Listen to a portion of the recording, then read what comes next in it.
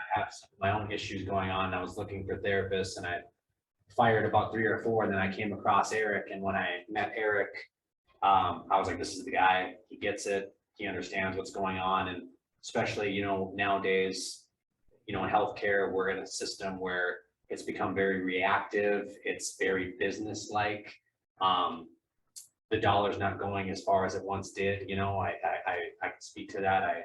I've been in an insurance model for a long time, and when I found Eric, I love the cash-based model, but I love the people you work with because they're motivated. They want to get back to things they want to do, and they want to keep going as long as they can. They want to keep the engine going, you know, till they're 80, 100. And it's been a pleasure to be here with him, and just seeing someone who values their work and shows value of the dollar. And I haven't found anybody who just is invested in his clients and what he does other than Eric. And I'm just glad I'm here. It's been awesome. It's been humbling. It's a great experience. So Appreciate it. I didn't pay him to say it. there you go. So tonight's event is, again, for those online and for those here, I think gym rat might be a little bit of a misleading term. I don't think I necessarily meant this to be, I'm spending hours and hours and hours in the gym every single day, but it is for the individual that has their thing and they want to do a lot of it and they don't want to stop doing a lot of it, right? So that could be walking the dogs 3 hours a day. It could be gardening 6 hours a day. It could be CrossFit daily and you're just getting pounded and grinding and you got to somehow come back the next day and do it again. Becky's big into some high intensity interval training at Crunch. For me, it's a little bit more resistance training, golf, that sort of thing. So everybody's got their thing. And I think gym rat is just, it's the thing that you're passionate about. It's the thing you want to do. A lot of people we work with here, that's usually an activity. It's some sort of physical activity. So tonight is a lot about how we're going to keep doing that. And as Steve and I talked a little bit, it's not so much the reactive plan that Steve was talking about, right? So keep in mind, I'm taking a very, very large, big picture, 35,000 foot view on how do we actually get ahead of this? How do we prevent these things from happening in the first place? Those are the things, in my opinion, that are going to keep you doing what you want to do. Now, somebody that's already hurt, and it's still for you, because once we find that issue, we got to keep working around it and keep working at it. But that's really the idea about tonight's session. So a little bit of housekeeping. I don't love talking in front of people. I'm getting better at it. I really like talking to people though. So ask questions. Steve's going to have some live demo that we're all going to do later as a group. Ask questions now, ask questions later, ask questions at the end. Good news is if you ask questions, we learn more. Good news is if you don't ask questions, I can leave and watch Packer game with my kids. So that's a win-win, I guess. Share this with friends and loved ones. You guys will all get replay also. So if you find it valuable, really appreciate it. Mary, I know you're from out of state. Still share it, right? And we do all sorts of virtual and stuff. For this type of stuff is helping us go all over the world. So we're just trying to always provide value. Now there will be an offer at the end of this. Okay, so I am a big believer in if we're gonna do this, let's have a poll and a call to action at the end of it to get people to take some action. So there will be an offer at the end of this. I'm not going to do a cheesy sales pitch or anything like that. But you online and you, if you're able to stay here the whole time, please stick around for that. So a little bit more about me and the company now. Like I talked about, we help active people move confidently and try to feel young. We don't always get to stay young, but we want to feel young. And the other big thing that I think people value is we're doing it as natural as we can. We're providing an environment for the body to heal itself, basically. Now, there's situations where medications, injections, surgeries, they're absolutely a must. And I don't want to completely poo-poo that. But in these four walls, I have the luxury of designing this place that as much as possible, we're going to stay away from that stuff. So that's a lot of the type of people that we see is they value that. They want to be active and they want to do things a natural way. This right here is probably borderline the mission statement of the company is to help people feel confident, help people become independent, help people build confidence. And it goes back to that thing of whatever it is you love to do, we want to build confidence, resilience with that. And then in terms of just, Steve gave you a nice background of his situation, where he's at now. So I'm physical therapist, licensed, and graduate from Marquette. So I've worked in a very traditional hospital outpatient setting and then moved back here when we had kids and got into private practice. And I won't go into too many details other than I like the private practice of it, but I didn't like the insurance side of it and how that was limiting what people were able to do, what they would receive, how many visits they got, all that. So this whole thing kind of started as a mission that I thought we could do it better. Change healthcare, at least in the rehab world, rehab and performance world. And in that time, I also went out and did some work on the PGA Tour with some pros. Had a taste of what that could have been like, and it was nice, but decided that the pull of this was a little bit too much to have the ability to affect hopefully thousands of people because of one place versus, one or two people at a time. And I would have missed my family a lot being on the road every single year. So, and more about who we are to help. So I do these reviews sometimes, not so much to toot our own horn, although I like to see them. I just wanted to highlight a couple of the messages from some past people that we've worked with. And so a lot of the times you'll see people have tried a lot of different things before they come here. I always joke we're either the first person that people see or the last. I don't know why it works like that, but word of mouth referrals, maybe somebody comes here first before they've gone through the gauntlet, or people have really been through the ringer and they end up being here kind of as a last resort. So a couple things to highlight though, hear things like getting to the source of my problems rather than just treating the symptoms. That makes me really happy to hear people say stuff like that. Talking about strengthening exercises and getting back on the road. So getting back to things people love. Confidence, right? So gave me the confidence to continue forward, that type of stuff I love to hear. And then this is one of my favorites, Brian, who— Mine too. Right, yeah, yeah. Put together a plan for long-term success, not just temporarily fix the back. So, and then much like tonight, one of my big things is trying to be human and helpful. So we love to give information. We love to try to educate people. Obviously, doing something like this, that's a little bit different for people, a little bit different for the consumer, how we operate here, and people that actually want to, see people get fit and get all the way well and not just get out of their symptoms. So we do a lot of things where we try to provide education. So we have multiple reports you can refer to on our website, and I am actually in the middle of my first book. So I'm looking forward to that being done because writing is incredibly challenging.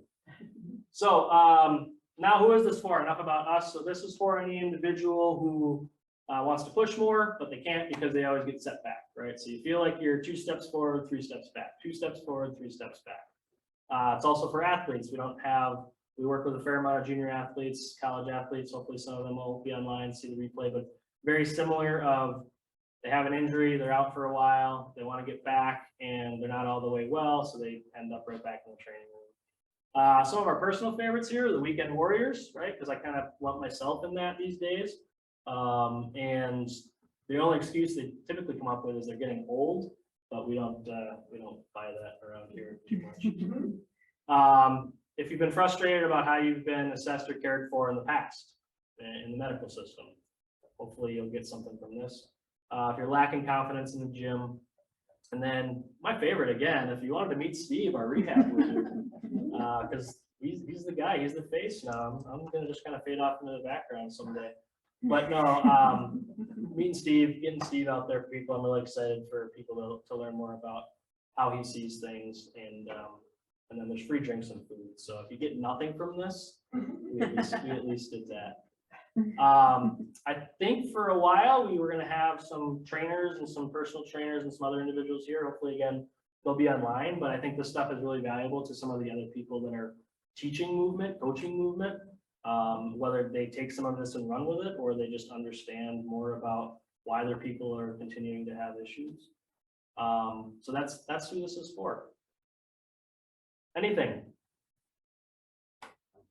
on that? Questions at all so far?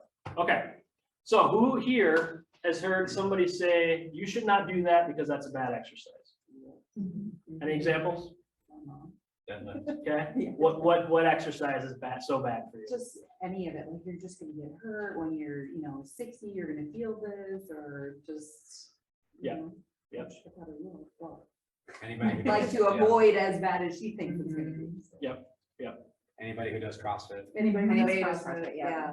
like especially probably in the 2014 to like 2017, it was kind of like, I always compared CrossFit was kind of like the taboo. It was kind of like standing outside the grocery store and saying, "Hey, I'm a Christian. Here's the Bible." And it's like, "Oh, CrossFit." It's like, you know, hey, get away from me. Yeah. You know?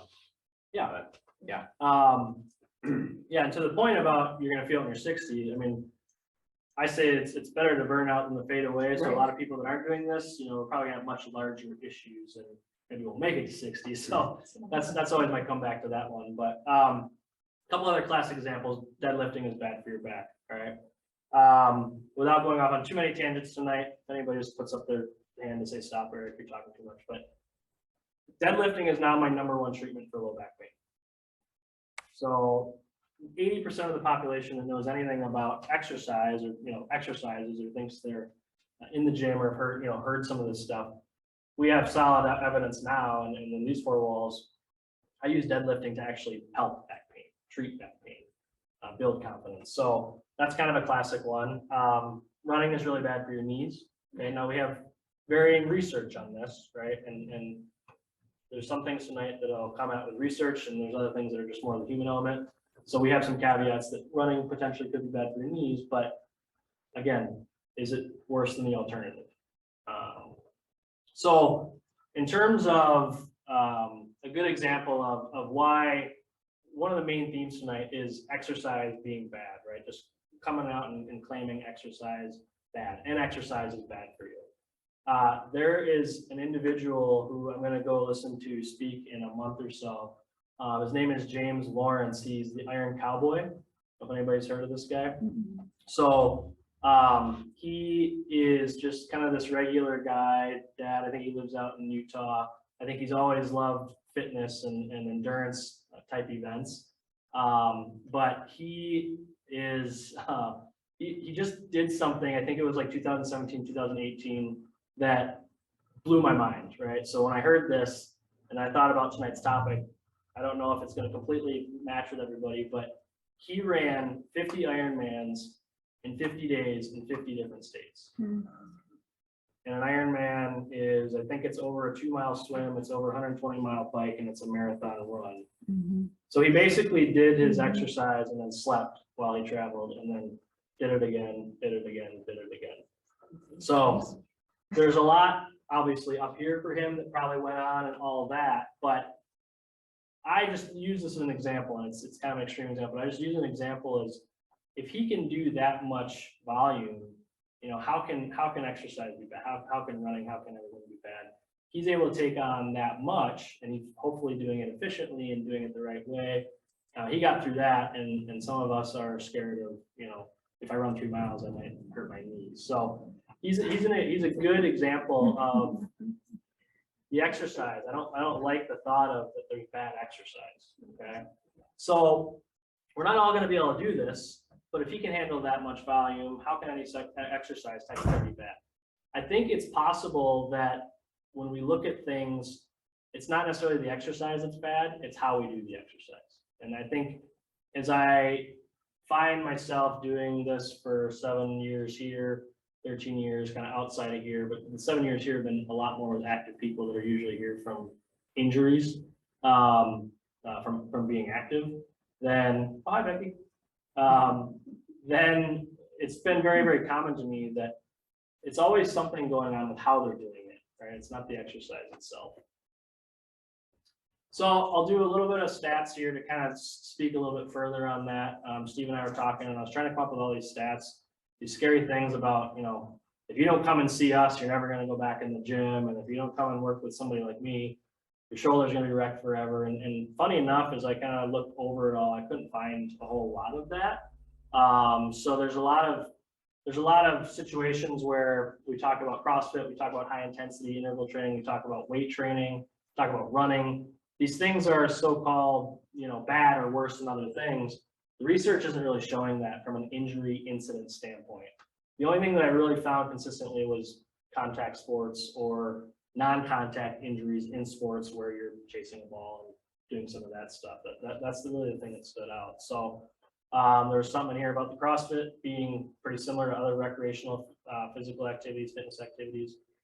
0.21 to 3.6, mild to moderate injuries per 1,000 hours of training in the high intensity interval training. So that would be like your boot camp or your body pump or something like that. And again, that's not a lot for 1,000 hours worth of it, and they were all mild to moderate. And then weight training injury incidence was even lower at 0.31 and 0.05 per 1,000 hours. So I just kind of use these, and they might not mean a ton to everybody, but the overarching theme is that the exercises, there's not a lot of difference in if I do this exercise, do that exercise, my injuries are going to be more or less because of that. So I think what it means, again, the core idea here is that it's how we're doing the exercise, right? So we know we want to do the exercise, and we're going to keep doing it because we love it, and it gives us all those feel good vibes, but it's how we're doing it that's probably what's causing the problem. I think this is great news at the end of the day, right? Because we can't blame the exercise anymore. Hopefully, we can't say this is bad for you, that's bad for you. Now, again, I don't want to speak in complete absolutes. There's exceptions to every rule, but hopefully this is gonna have us look at how we treat and manage and prevent injuries a lot different. So, yeah, just kind of going through this. The exercise isn't bad for you. It's how you're doing the exercise. So tonight, our goal really needs to be, if that's the case, then how do we measure this? How do we help people not have this happen? If how we're doing movement is wrong, how do we identify that before it happens, or after it happens, how do we identify it so it doesn't happen again? So the analogy I would go with is your machine only as good as its parts? Okay. Traditional rehab, I injure a shoulder. Look at the shoulder. Okay, we look at the shoulder. You go, I mean, if you've had it where you injure a knee, you injure a shoulder, you injure your neck, it's very, very common in a lot of past or traditional systems. That's all that they're going to look at. That's all they're going to evaluate. That's all they're going to touch. That's a part. That's one part. So you get the part good. Who's to say you don't have another part that's bad that they haven't evaluated?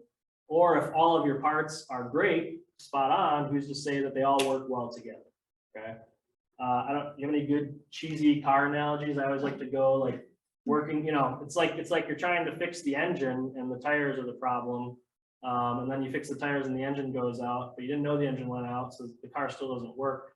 You gotta work on the parts, but you gotta look at it all together as well. So your machine is only as good as its parts, and the parts are only as good as the machine. So does your system move efficiently in space when required to do so, or is one area taking on all the stress? Examples? I wasn't talking about people in this room, but we can do that. We'll do that later, I think. But I mean, in your work or in the gym, what's a classic example of one part doesn't move well, so another part takes on all the stress, so then the whole thing falls apart? Yeah, that's a great question. I would say typically, I coach CrossFit 1 day a week, so that sounds so lame saying 1 day a week, but I've been coaching for a long time though as well. And then being in this profession, but see a lot of shoulders or like back pain go right, and when we see a lot of overhead pressing, we usually see that most of the time it's going to be either some type of posterior shoulder pain, or they're going to have like an anterior shoulder issue where they're complaining of sharpness, achiness, or sometimes it's like burning in the shoulder. And I'll say traditionally in school, like Eric said, there's all these great resources out now, right? You can go on YouTube, you can look at shoulder pain exercises. Is it the appropriate one? But what we forget to think about with the shoulder is what's happening at the shoulder blade. That's where that socket comes from. And that shoulder blade has to move along our rib cage, which we don't even think about, that our spine really dictates how that moves. So if I was just to press here, I think you could see just a little bit of rib cage motion to the left. There's so many things that have to happen, but I got to put the fire out. When somebody's coming in, I'm guilty of doing this. When somebody's highly irritable and they're saying it's right here, sometimes I perseverate. I'm like, I got to get that better. And then I look at it. I've done that in the past, and I think I've I've gotten better at looking deeper into what could really be causing that, because at the end of the day, I always think of the shoulders and your hips, to use the car analogy, that they're like your primary engines. And anybody knows anything about cars, the spine is like your chassis. And that's gonna basically set us up for success. Love it.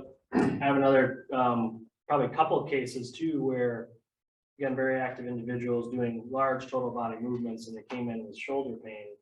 And everything was pretty darn good on these individuals, but I actually found their biggest problem was their ankle. And if you think about some of the things that you do when you're squatting, and then you're pressing overhead, or you're squatting and you're catching overhead, or whatever it is, the ankle is the first pivot point at the ground.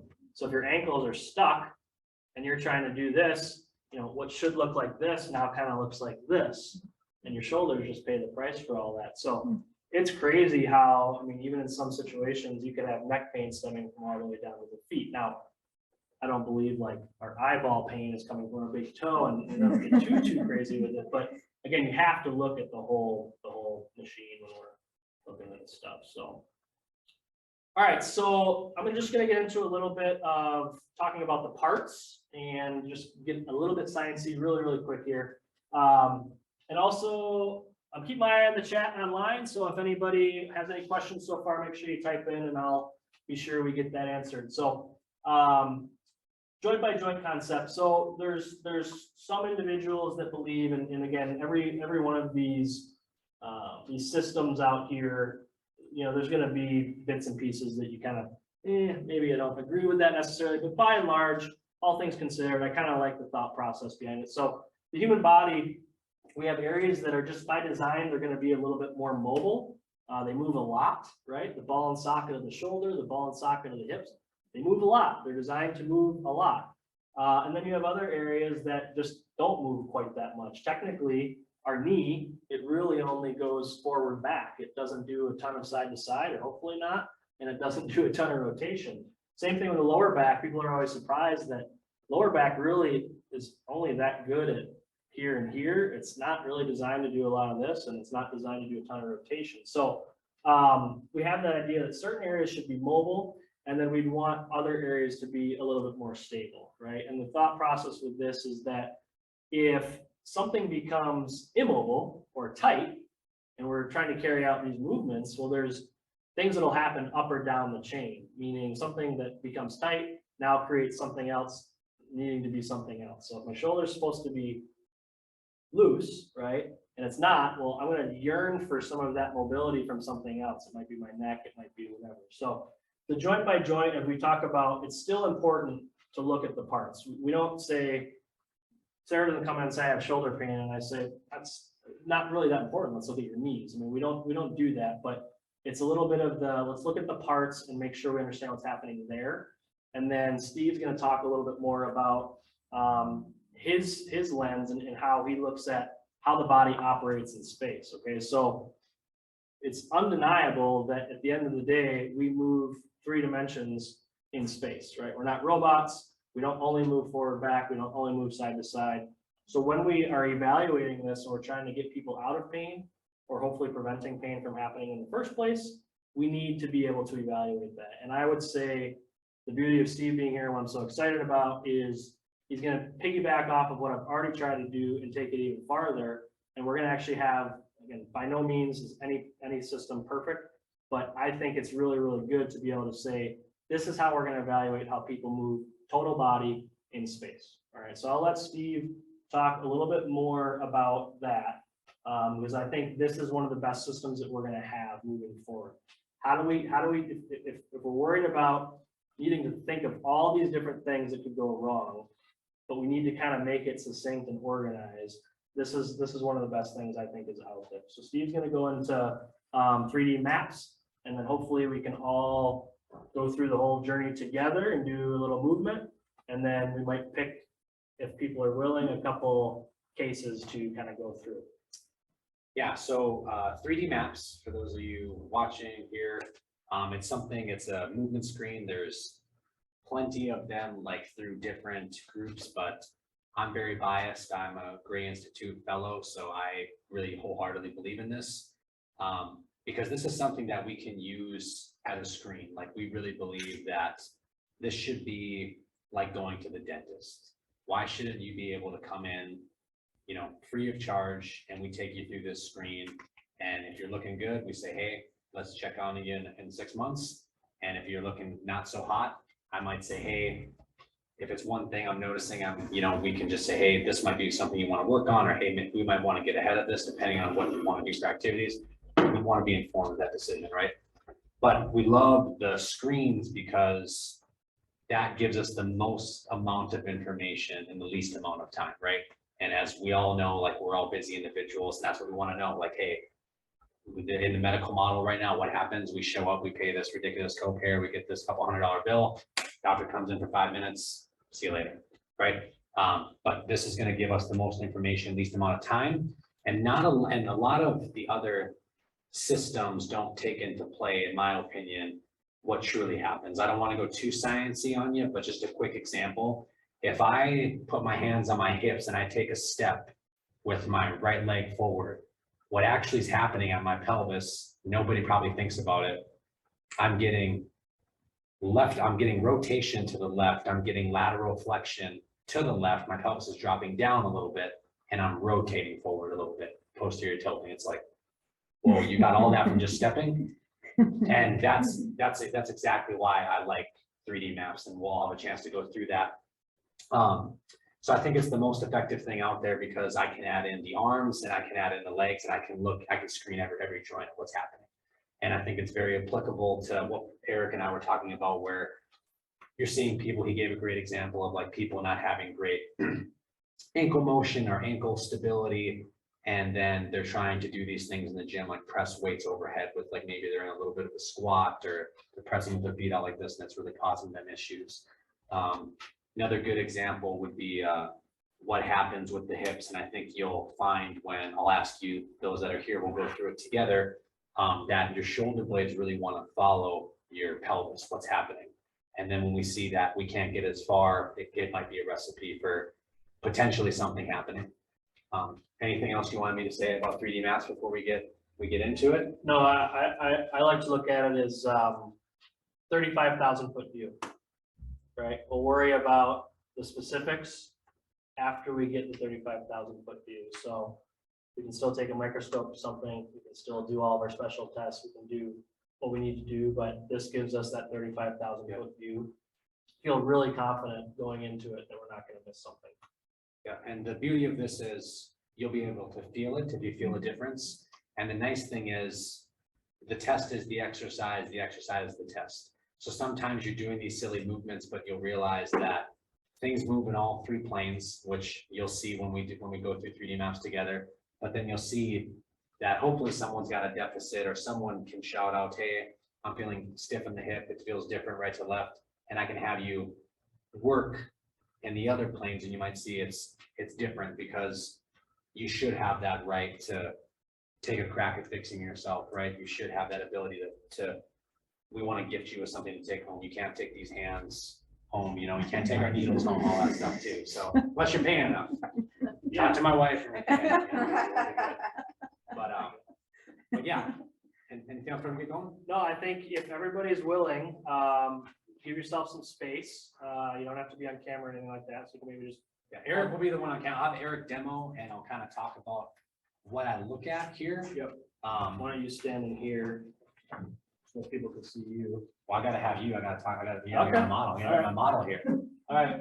Those of you online, I'm going to get off of the screen or the slides here so you can kind of see the full camera view. Stop share. There we go. Look at those arms though. I'm just kidding. How's everybody doing online? Everybody good? You can hear us, see us, type into the chat, ask some questions, please.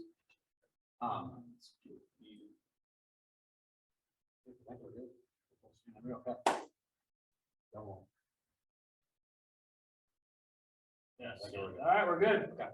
All right, so first thing we'll look at is what we call the sagittal plane. So most of us do exercises in just the sagittal plane. So we break it down by using lunges first, and then we add in arm swing. So for me, if I was to have Eric face this way, what I would ask Eric to do is I want him just to step forward with one leg. And I'd have him pause there. And for me, what I'm looking at is, it gives me a good idea of what's happening at his stance leg hip. I can see if his ankle is like turning out, if he's coming up on his ankle, that lets me know what's going on with the ankle. And then I can also see what's happening at the trunk here, his pelvis. That's what I'm looking at. So I can just by looking at a side here, I can assess that ankle, that knee, that pelvis, and the spine, and a little bit of this flexion. And then I would have him come back and switch legs and see if there's a difference. And I would just ask him, do you feel a difference? And I feel like you're exaggerating that movement. Do you walk like that? No. You do? Okay, okay. So that's what I'm looking at, what we call the anterior chain going in front. So now I'll ask you to do that. I'll ask you to choose your stance leg, keep that one leg still and just go as far as you can and not going down into a lunge, but as far as you can into a lunge, you can keep that back stance leg down. And tell me if you feel a difference. Keep the heel down. If you can, you can. And if you can't, that's okay. Because I'll also look if the ankle turns out. If the ankle turns out, knows we got a little bit of an ankle issue there. And then we'll switch sides. Love that. Is anybody getting further one side? Do they feel stiffer somewhere? Do they feel restriction, ankle, hip, anything? Left hip feels tighter. Left hip? Yep. Better this way. Better that way? Yeah, interesting, right? So now, after I take note of that, I just want to see, okay, how do the arms work? So I just want to see Eric just bringing both arms overhead. Without the step? Without the step. Okay. So I'm just looking here, all that's telling me is I'm just looking at how much extension does he have in his spine, how much shoulder flexion, how much elbow extension he has, what's happening at the neck. Does his pelvis bring your arms down? For those of you at home, really keep an eye on Eric's waist here. Does it move at all? Does it go, or does he stay backwards like this? Does he Now that not you told me. come up forward? Yeah, but I'm giving you consciousness of it. So I'm looking at that, and that goes relatively a lot quicker. And then all I'm gonna do now, I'm gonna say, now I wanna see what happens when we combine that. So what happens, what influence do these arm swings play on his lunges? So I'm gonna let Eric step forward again, and now we're gonna go ahead and step forward with the lunges simultaneously. So go ahead, plant for me. So now what happens? Do these arm swings give us more trunk extension? Does he get more hip extension? Go ahead, go forward. You can do like 2 each side. Do we feel a difference? Do you want me leaning back intentionally? I usually let you self-select. If I'm concerned So about, I could just be. you could, and I could ask you to look up with your hands and see if the neck influences anything. Okay. If I'm able to assess all this stuff, what really happens? And then I might ask you to, hey, look at your hands. If I'm not seeing you get good extension through the spine. But I'm able to assess all that. And then does anybody notice a difference in the hips at all and the way they felt without the arm swings versus with them? Yes, no, it's okay. A little bit. So yeah, so I'm able to see how that is gonna influence that, right? So I'm getting full body, most bang for my buck there. Now what we gotta do is now we gotta go backwards, right? So now, of course, I'm gonna go without the arm swing. So I'm gonna have Eric pick, and you guys can pick your stance leg. And I want you just to step as far back as you can and get into a little bit of a lunge where you can keep that front leg down flat on the ground. Now, what are we getting to assess here? Well, I'm getting to assess how much spine flexion he has, right? How much flexion he gets in the spine. What happens to his pelvis? A lot of times what we'll see is the pelvis might rotate way too much. One side might kick up. That tells me a little bit about some muscle control. Hamstring, ankle, I'm getting all that again, right? So I'll have you guys, let's do 2 lunges each side and just go as far back as you can.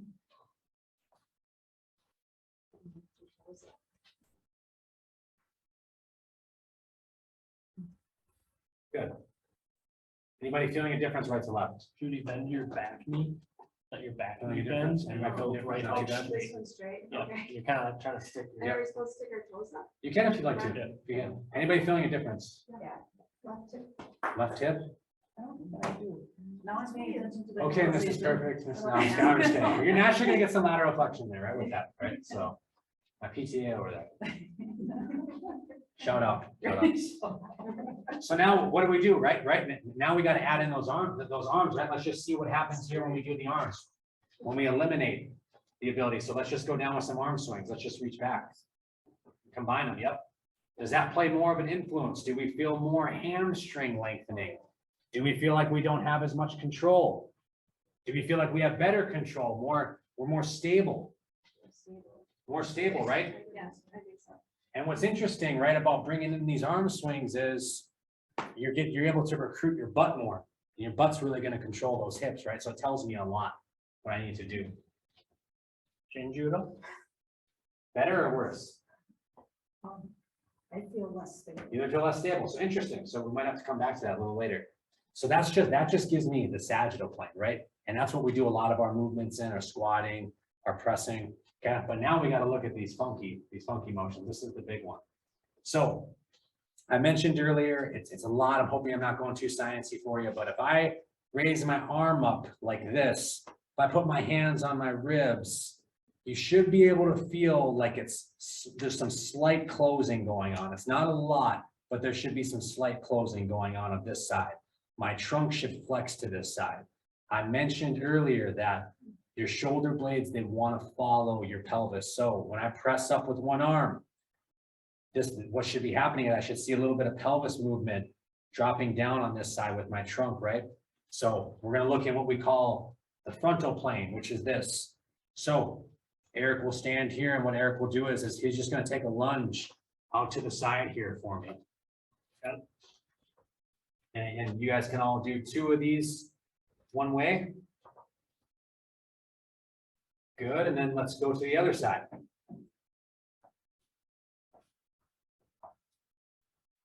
Perfect. So what I'm able to really assess is what's happening at the pelvis. How much of rotation am I getting? How much sliding am I getting of it? What's happening at these adductors? What's happening at the ankles, the spine, all that. Now what we got to do is, anybody finding a difference right to left? Yes, you look disappointed. I reaffirming my thoughts, yeah. Darn. Now, we don't really move our arms like this, but let's see what's happening, right? We talked about how we need some lateral flexion when we press. Eric's gonna be here like this. He's gonna give us his big rotation this way and big rotation that way. Do I have to? You have to, for the people at home. This is my least favorite. Not a lot of pelvis motion, but that's okay. And you know, and it's good because when people are really, really stiff, we might see that they start to twist. They can't go as far one side. Anybody feeling a difference right to left? Yeah, tightness, pain, discomfort, Just not as much range. not as much range, not as much range one side versus the other. Mhm. Yeah.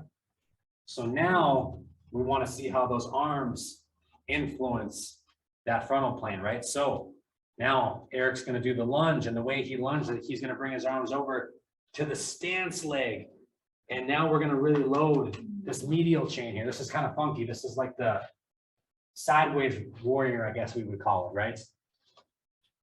So I'm guessing he's going to feel it much, much more there. It's hard to breathe.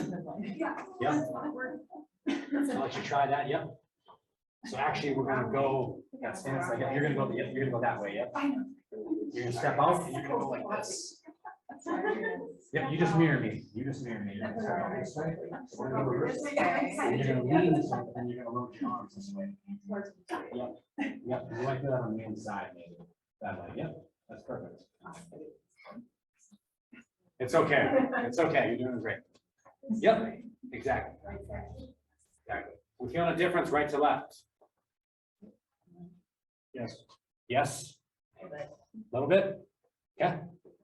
And that's fine if you're not, because now what's happening is we're recruiting more stuff. So if you were stiff just with your lunges, we're using those arms to help get us a little bit of more motion. Okay. Because the muscles, we know that there's these little nerve things in there called proprioceptors. They love to be lengthened. That's how they get effective. Now, what we'll do is we're just going to go what happens when we cross.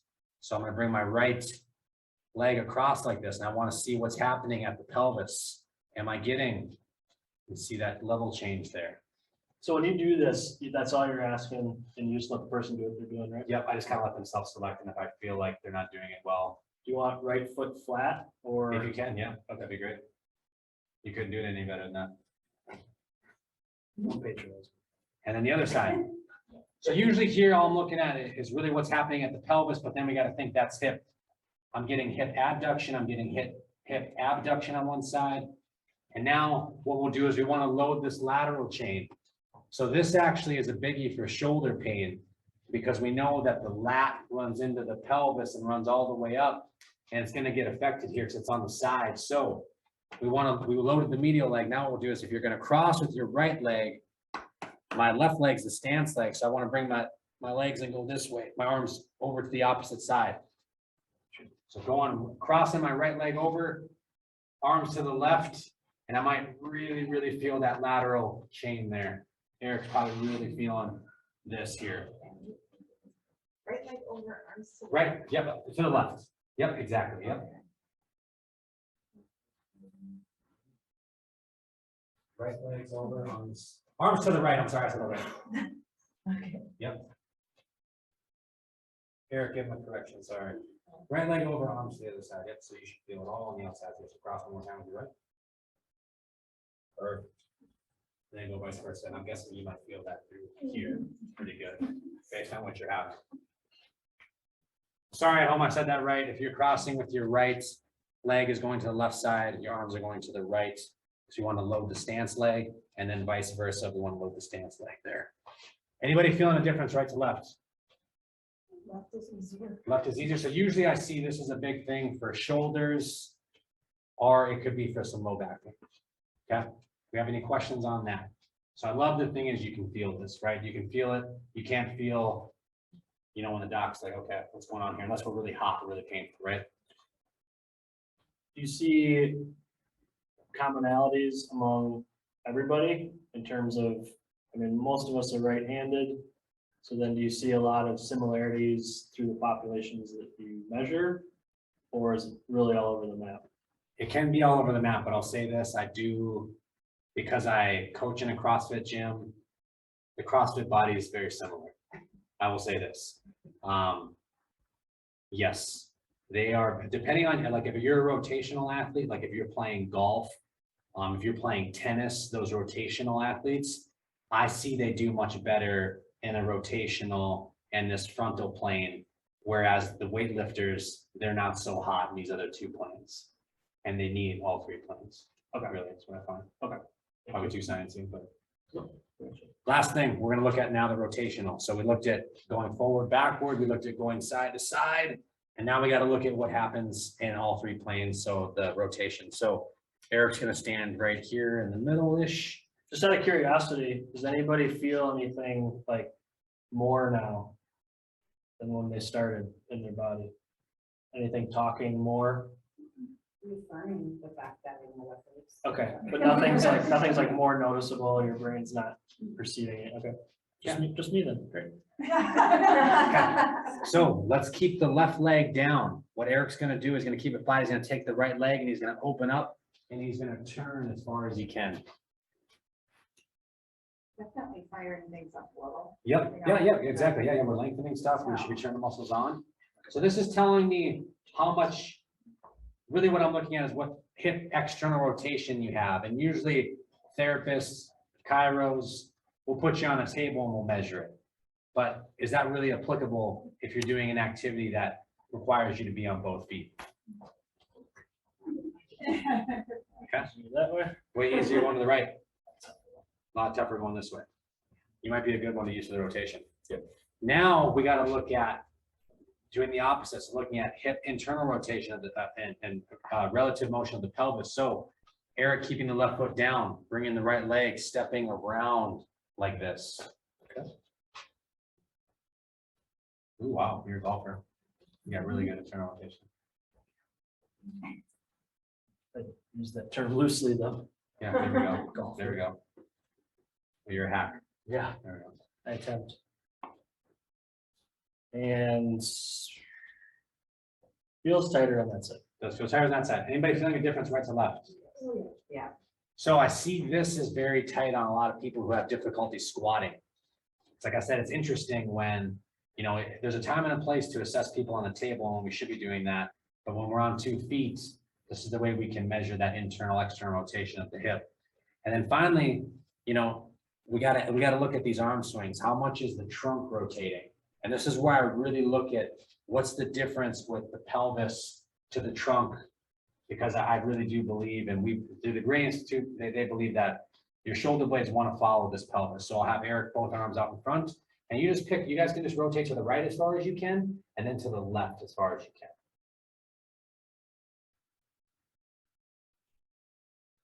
Difference right to left? I don't think so. No? I Not too think that's bad. the- Okay. Anybody difference right to left? Yep. Any difference right to left? Okay.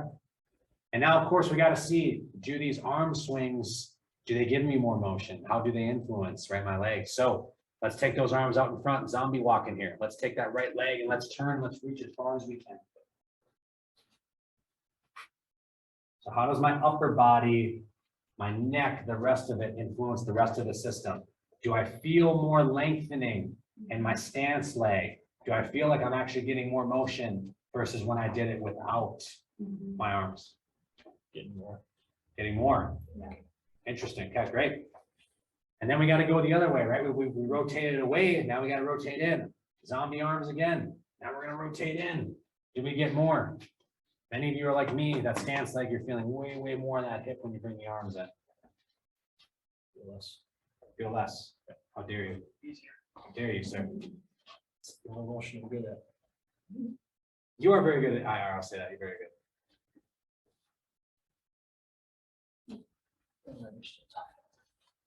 Good. So using that motion, using the 3D maps, like I said, that gives me the most bang for my buck. And that was just the mobility. That was just the mobility portion of it. That we didn't even go into the stability. The stability is I have you do those same motions, but now can you control it? So you think about things that you're doing that require you to be on a single leg or do some reaches, and we won't go deep into it, but if I want to assess the stability, so what's happening at the ground up to your body, if you can lunge, if I can lunge this far, both feet, well, can I control it? How far can I get with one leg? And if I start seeing you're really unstable and you're really reaching, then we know we have a compensation problem. Then we know we have a stability issue. So that was just the mobility portion of it. We won't go through the stability because we'll run everybody too long, but did anybody have any glaring things where I said earlier, the test is the exercise is the test? Did anybody have any glaring ones that they remember that stuck out to them that they want to volunteer? We can do a little bit of treatment. We can gift you with something to go home with. You're smirking. It's a super awkward spot, but it's like, right? That upper hamstring, what motion seemed to flare that up? Like this. Okay, Mean. okay, running, but, okay, but what during the 3D maps lit it up? Was it the posterior reach like this? Yes. Okay, okay, go ahead, do it both for me with both hands. Yeah. Right there. And now do it with the other side. Okay, do you want to be our case study for the day? Do you want to put the sunglasses down? Do you want to pound the truly real quick? You want to shop? Right. So I know how this works and. Okay. This is my great friend Steph. She's awesome. Thank you for coming, support. So let's use her. I talked about how this is going to be the exercise for her. So I say most of the time I usually get on base when I use these strategies. If it was very irritable, we might have to get on the table, stick some needles into it, might have to scrape at the tissue, maybe do some joint work, but you know, that's hard to replicate at home, right? So how can she use this test to help herself at home? Well, let's take a look. So let's have Steph face this way, and let's have you just do that posterior chain reach. And let's do your good side first, when it doesn't hurt you. So, yep. So this is the good side. So let's take a look at, try to remember at home how far she's getting down. Her hands can get to the floor here, getting some good length. Okay, great. Looks good. Almost looks good. Now let's go to the other side. Okay. What are we feeling? Pain, where at? Right through that upper, right, the glutes. Yeah. Glute, okay. Okay, so let's see, what would you say? Is it a sharp, like It's a pretty decent. sharp? Mhm. Okay. So one thing we know about the glute is that's gonna really control, the glute's gonna really control this leg, what happens. Like I tell people all the time when they come in to see me, the shoulder blade's gonna really control what happens at the rest of the arm. So Steph's having this high, like hamstring gluteal pain. So hopefully we can gift her a little bit. We'll find out what happens. So Steph, let's just have you, let's stay in that stance. But what I'm gonna have Steph do is I'm gonna have her actually take her right leg and I'm gonna have you just toe in a little bit. So let's think we'll get in the toes at like 11 o'clock. So Steph's foot flat like this when she reached, I'm gonna have her just toe in a little bit. And now what I'm gonna have you do is, I'm gonna have you just go ahead and just step back and do lunges, but without arm swings. Yep, not deep lunge like that. Just kind of like more of a rock. Here, push the butt back, toe in. Let's have her do like 5 of them. Yep, go ahead, keep that toe in if you can. And if I need to, I don't want to help her because I want her to be able to do this at home. How does that feel without the arms? Better. Better? Okay, you're letting the leg bend a little bit. You want this one straight? If you, because that's what you were doing when you were reaching, right? Yeah, good, yep. Give me like 4 more. We're toed in.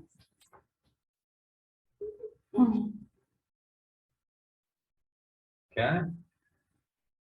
And now what I'm gonna do is I want you to hold it with the legs straight. Okay, toed in. I want you to get to a point where you can stand like I'm standing. And here's what I want you to do. I want you to lean forward to your, before your threshold, before you start experiencing pain. You feeling any pain? Right there. Okay. If I go further than this. Okay, come up a little bit more then. Okay, right there. Here's what I want you to do. I know it's gonna be silly. Let's use the other 2 planes to be successful. So I want you to think of like moving your hips to the side, like you're my daughter telling me no with her head. I want you to move like that. Does that change? Does that give you some hamstring lengthening? Yes. Yes. So like give me like 10 of those, guys, like that.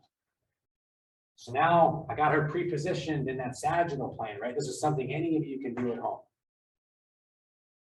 And then what I want you to do is now I want you to stay there. And now I want you to give me like a side to side, like kind of kicking the hips out to the side. I know it's not gonna be that far. Yep, there you go. Great. I'd be falling all over the place. I'd be using a book or something. So, how do we feel there? If I push it out farther. Yep.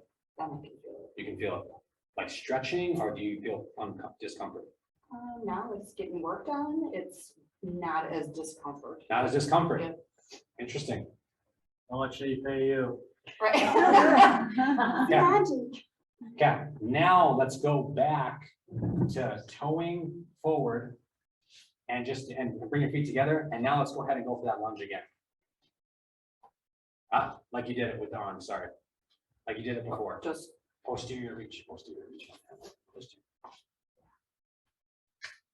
Yep. Better, worth saying. better. Better. There we go. And what we did about 10 reps Mhm. going in the other thing. So not trying to sell you treatment, but if you came in for a momentum screen, you want to get your 3D maps, I'd say, hey, maybe you should just try this and let's see if that works. And it's a really quick fix, right? So sometimes you're so focused on moving in one plane when you're weightlifting, sometimes we neglect what's happening in the other 2. I know it's a little sciencey, but all you did was really shake your butt and twist your butt, and it's better, right? I'm not good at that, yeah. Yeah, well, I'm not saying, yeah. To each their own, to each their own, but better. Yes. Okay. Yes. More discomfort or like actually like. It feels like it's stretched out more. Feel like it's stretched out I mean, more. it's So, still there, but it's just more stretched out. It's better. Yeah. so I mean, obviously, we didn't really do anything groundbreaking. I mean, we could go further into the treatment if we really wanted to. But yeah, I think that just gives you an idea of like how we're modifying this screen to really give you something to go home and do at home to give you like a quick little fix. Thank you, Steph. Anybody else had something that they want to like try? Anybody else felt stiffness, tightness, discomfort, pain? No. So all I was doing is by having her just toe in, all I was doing was just lengthening her butt, and her butt was just controlling the hip a little bit more. That's all that was doing. And all that was doing was giving me more rotation of the pelvis, not allowing, I don't want to get too sciencey, but it was putting way too much strain on her hamstring. So all I did was recruit the butt to control the pelvis and the hip a little bit more, just that little toe in. And that lengthens it. That's going to turn on the muscles, kind of wake them up. And then that's our opportunity to go train.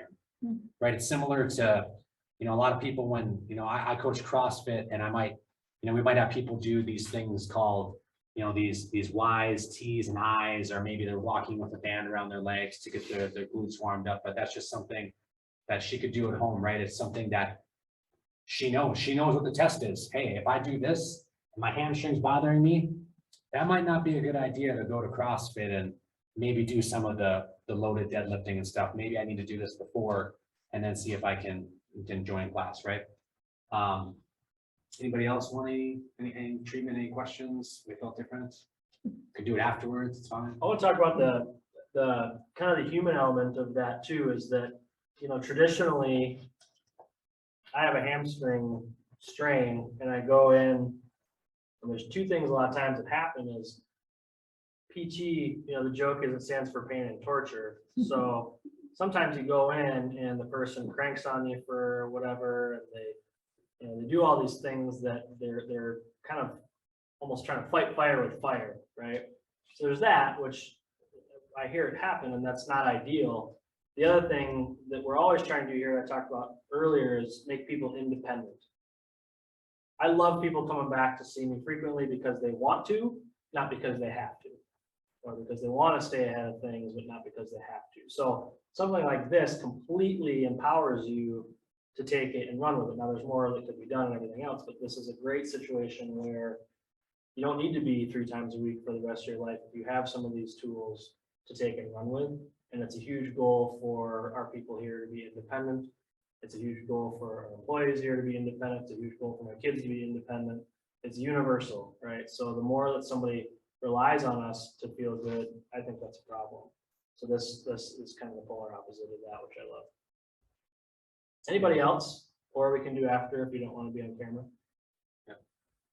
And like I said, you know, like to us, this should really be like therapy should be like going to your dentist. I mean, why can't you come in, you give us 30-40 minutes to run you through this and we just see how you're feeling? And the thing I love about it is if we get you up on the table, and I'm not knocking people who do that and treat that. I treat that way. I certainly do that. I work on people, but you probably don't know what we're feeling. You probably feel it if like, oh my gosh, that's very painful. But you can, the nice thing about these movements is you know what's happening. Like Steph said, hey, it's an uncomfortable, I think you said sharp pain. Now it feels a little stretched out. Like that's a nice thing. You can feel it. And then you can feel the difference right away. Where sometimes where I know I've been working on someone, I'm doing a standardized assessment where I'm bringing their knees up and I'm rotating their leg or I'm rotating their arm, and they don't know what the heck I'm feeling. They might feel some stiffness, but they don't know if it feels really loose, really tight, unless it's very obvious. And sometimes those are subtle things that they miss. And I love this. You can feel it, and then you can feel the change. That's what I love about it. Questions? What question do you have? Anything? Anybody online? You had anything? Oh, there we go. Oh, Aiden, you can come on too, buddy, if you want. What do you guys think is a good amount of time to give rest to a muscle part before training it again? Depends. I hate to say that, but it depends. Yeah. Depends on it depends on what's going on with the muscle. And it depends, because there's a couple things you can do, right? We know that pain is going to alter. Pain is going to inhibit muscle, right? So what's going to happen is, especially like in the shoulder, you're going to have these other guys, like maybe if you hurt your rotator cuff, you might have your bicep do more work. The idea is we want to keep those muscles stimulated. So are there things we could do in the meantime? Could we modify the load, go less heavy? Could we decrease the range of motion? Could we look at doing isometrics? I think it really depends on an individual case, because there's no one size fits everything. Not everybody has the same exact thing going on. There's different reasons as to. So I hope that helps, but it's tough without seeing it. Yeah, and I think there's a difference between muscle soreness, general muscle soreness, or specific muscle soreness because you did something, versus if you're having like a tendonitis and it's known that it's a tendonitis and you're trying to get back into things. Some of those tendonitis situations, we can be a little bit more prescriptive, and there are some guidelines that I'll follow. So if you have shoulder and you're trying to get back to things, but you're a little bit dicey on what you should be doing, I'll typically follow that you can have some pain while you're doing it. Usually don't like to see that above a 4 or 5 out of 10. And as long as that issue is not worse 24 hours later after, you're probably okay. But that's also, again, there's a gray area there because it depends on what you're doing. There's certain exercises that we're probably gonna okay, and certain exercises we're gonna say, probably not yet. So that's a good but loaded question, Aiden. Anything else online? Otherwise, for individuals that were not able to be here, make sure you're, again, anything stands out or anything comes up, reach out. So for people that aren't in here and maybe weren't able to get some of their questions answered, or just to think about some other situations I've seen in these 4 clinic walls where if Steve could have been here, I would have been like, this is perfect, right? This is exactly what I needed at that time. And I can't always remember people's names, but I can always remember the case and exactly what was going on with them and what we couldn't do for them, what we could do for them, all that. So there's a couple of case studies that I really think about stand out. Maybe if you're online, you'll see yourself in some of these. If you're here, maybe this just kind of helps drive home what we're talking about a little bit more. But what a better situation than childbirth to talk about the body going through some changes, right? So very common situation here of somebody wanting to get back into exercise postpartum and almost kind of assuming that they should just be able to go right back and do the same things that they were before. The body's been through a lot of changes in that situation, right? So again, if somebody comes in and their body's been through changes like that, the changes that they could have been through are endless. I mean, really, I've seen it all when individuals come in after childbirth. And so this system is that 35,000-foot view. And we didn't get into the stability tonight, but we'd obviously look at how that individual, after changes to their body like that and wanting to get back to certain exercises, how do you move, right? What's the big picture movement? How's everything going together? Are you mobile where you should be mobile still? Are you stable where we want you to be stable? If not, we can kind of take a microscope to those things and dive in a little bit further. So this is a great situation where I probably focused on core strength, right? Glute strength, glute strength, glute strength. But like we talked about tonight, it could have been a bazillion other things that was going on, and maybe I didn't give that individual what they needed. Another good example here is we talked a lot about rotation tonight. So golfer or rotation athlete that has a surgery, and the surgery was fixing a spot. It was fixing a part, like we talked about. And the surgeon, you know, I did my part. I fixed that thing that was torn or whatever it is, and they do a great job. But this person's got to go back on a knee to massive torque. I mean, you can even see it in the photo. You got all the stuff that Steve was talking about, and let's say it's that guy's left knee. How's that going to hold up over time if the hip's not rotating like we want? If he's not stable, if he's not getting that all the way up to the upper body and the shoulders? I'd be very concerned if we didn't have these answers, how things would go for him long term. Okay. And then lastly, I actually hear this a lot. Somebody just is sick of their mode of exercise. They've just kind of burnt out. So runner says, I've been running for long enough. I'm sick of training for races. I want to try a HIIT class. I want to do a little bit more resistance. I want to do a little bit more kind of change it up, right? Runners, right? This is all forward, back, I mean, maybe a little bit side to side, whatnot, single leg, but that's what the stimulus has been to the body. Well, now you're going to go, and Becky could speak to a lot of it because she's teaching some of this stuff, is now you're going to go and you're going to do every single possible motion under fatigue. Basically, let me put my body to get as tired and fatigued as I can, and then try to go through all these different ranges of motion. So individuals heart healthy, they're fit, lungs probably aren't the problem, but the body at some point could have some breakdown because we didn't know some of these other things existed. So, so those are a couple case scenarios. There's a couple people that types of people we work with in here that I've worked with. And again, if I've certainly like what I do, I believe in what I do, I hope I help, but this is another level of that 35,000 foot view to see what's missing. So that's that. Does anybody have any questions about this? Any questions about us? Like, why is Steve an Ohio State fan? I'm still wondering. So I was born. That's right. Okay, that's allowed then. All right, so then I will just get to the offer here. So as a thank you, again, first of all, Chat. Sorry. chat. Ooh.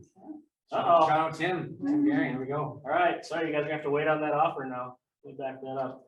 Is there a protocol that you would recommend we go through to routinely self-assess our body to stay injury-free? Probably make him a 3D map, but probably do that. Yeah? Probably could, yeah. We'll get Tim, something out, Tim, Tim. did you hear that? We'll get something out, Tim. We'll take some photos and we'll probably take photos of Eric and then clothes. And then we'll have him doing the motions, but that's what you could do to self-assess yourself, I think. Because you know, I said it's biased, like Eric put up those great pictures, but right when you're coming in complaining of something, it's usually sitting down doing something. It's not watching everything move together, and all that stuff can really simulate a lot of the activities that people are doing. So I think we could definitely get something out to you to kind of self-assess for sure.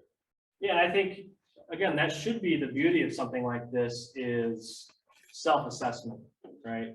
I mean, I'm a huge believer in test, retest, and you got to have a way to do it on your own.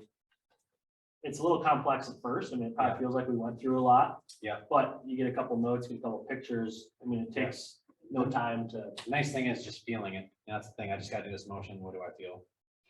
Cool. No, you're cool, Tim. You're cool. Thanks for the question. All right, so as a thank you, and again, I do want to thank you. I was telling Steve, I mean, Packers are on tonight. I know it's preseason, who cares? It's late August. People got stuff going on, trying to get in last summer. Really, really appreciate your time, and I am very excited to be back in person doing these things. So we love educating, talking, getting our word out there. So thank you very much. And thank you to Becky, who has done a lot of work to get the food, get things organized, reaching out to people, seeing who's coming, seeing who's not coming. Thank you to Steve for giving us your knowledge and spilling the beans on the 3D map. And thank you to our families who let us have an evening away where we're just talking about stuff that we care about.